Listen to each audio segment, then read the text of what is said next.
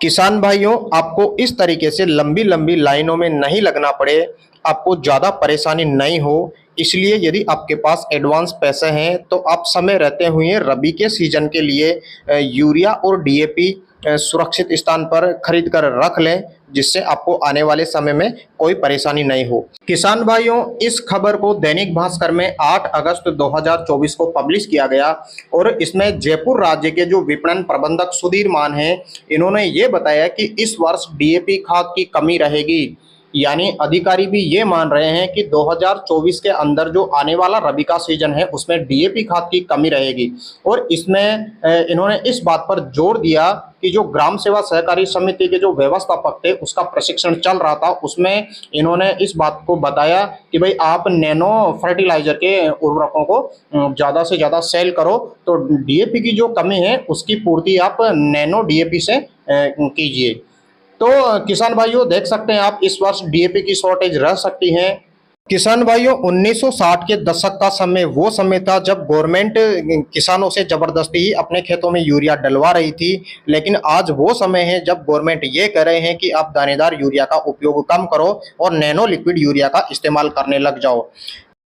किसान भाइयों, इस वर्ष यदि डीएपी की कमी रहती भी है तो आप डीएपी की जगह पर नैनो डीएपी और यूरिया की जगह पर आप नैनो यूरिया का इस्तेमाल कर सकते हैं, क्योंकि नैनो यूरिया का जो नया प्रोडक्ट आया है नैनो यूरिया प्लस, इसमें जो नाइट्रोजन है उसको 4% से बढ़ाकर सीधा 20% कर दिया गया है। क्योंकि पहले यानी 2022-23 में किसानों की ये समस्या थी कि जो नैनो लिक्विड यूरिया की जो बोतल आ रही थी उसमें जो नाइट्रोजन थी वो 4% थी और किसानों के खेत में ये जमीनी स्तर पर इतना काम नहीं कर रही थी जितना इफ्को के वैज्ञानिकों ने इसके बारे में बताया था। लेकिन अब कंपनी ने इस प्रॉब्लम को सोल्व करके नाइट्रोजन की मात्रा को 4% से बढ़ाकर सीधा 20% कर दिया गया है और इस प्रोडक्ट का नाम भी नैनो यूरिया प्लस कर दिया गया है। वैसे भी गवर्नमेंट जो दानेदार यूरिया है इसको खत्म करने जा रही है आने वाले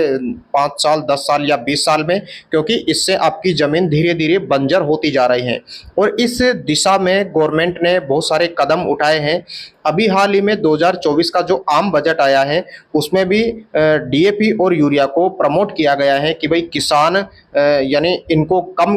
करें, इसका उपयोग कम किया जाए और जो नैनो यूरिया है और नैनो डीएपी है इसका उपयोग ज़्यादा किया जाए।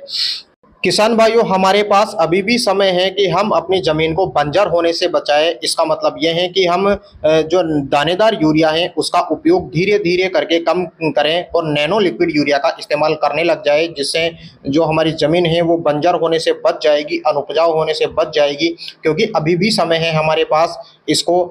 पुरानी टेक्नोलॉजी को नई टेक्नोलॉजी से रिप्लेसमेंट करने में। लेकिन ये काम इतना आसान नहीं है सभी किसान भाइयों के लिए, इसमें बहुत सारा टाइम लगेगा। इसमें गवर्नमेंट को किसानों को समझाना होगा कि भाई ये वाला जो यूरिया है कितनी बुरी तरीके से हमारी ज़मीनों को प्रभावित कर रहा है और ये जो यूरिया है नैनो लिक्विड यूरिया ये बहुत ही कम मात्रा में हमारी ज़मीनों को हानि पहुंचाता है। तो किसान भाइयों, कैसा लगा ये वीडियो? हमारे चैनल से जुड़ने के लिए आप सब्सक्राइब कीजिए हमारे चैनल को, बेल आइकन को प्रेस करके नोटिफिकेशन ऑल पर क्लिक करें, जिससे कि हमारे वीडियो आपको मिलते रहें। मिलेंगे अपन एक नए वीडियो में, तब तक के लिए नमस्कार।